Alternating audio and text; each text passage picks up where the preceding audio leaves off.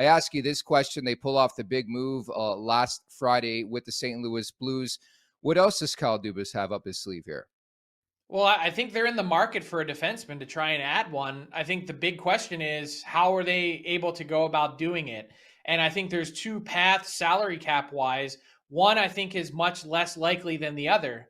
The less likely option would be to stash Matt Murray on LTIR, basically have him come back for the playoffs, send him to the Toronto Marlies with 2 weeks left in the regular season for a conditioning stint, and then bring him back for the playoffs.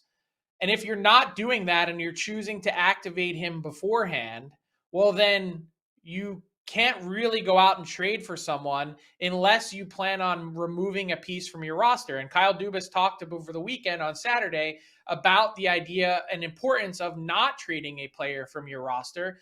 So I don't know which one it's going to be. I think the Leafs are playing with fire if they wait until that long with Murray to then try and get him right in case you end up needing him in the playoffs, which is always a possibility, as we've seen in recent years. That I think they're trending towards trading a player from their roster, whether it's Kerfoot, whether it's Engvall, whether it's Justin Hall. The Hall one doesn't really make any sense to me because if you're trying to improve your back end, then you've also just weakened your depth at the same exact time.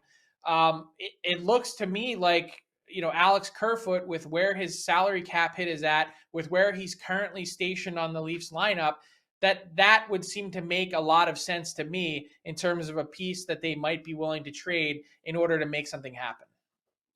So how creative can they get? Obviously, you mentioned some names that could be on their way out, but who are the type of names they could be targeting? Would it be sort of upgrades on what they already have and say the 5-6 slots, or can they get a guy who's a legit top four here? I mean, I think with the way the market is shaping up right now, there's the possibility that they could trade for one of those guys that's a top four guy. It depends on who you like and who you value in terms of their skill set and their game. I don't think Chikrin is really a strong fit.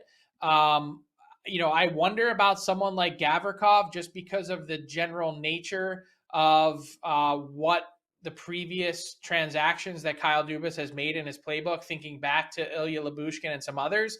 Gavrikov isn't as stout of a defender as those guys were, but would certainly kind of fit that mold. The problem is then the asset and acquisition cost. Like, are you willing to pay up the first round pick plus a third in order to make it happen? And I guess if you're going to go all in with Ryan O'Reilly, poor Leafs guy, like you have to say Riley and O'Reilly in the same show sometimes.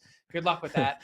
That I would think that someone like him, if the price is falling, which I've envisioned that it kind of would be the whole time, would the Leafs be in on a guy like Gavrikov?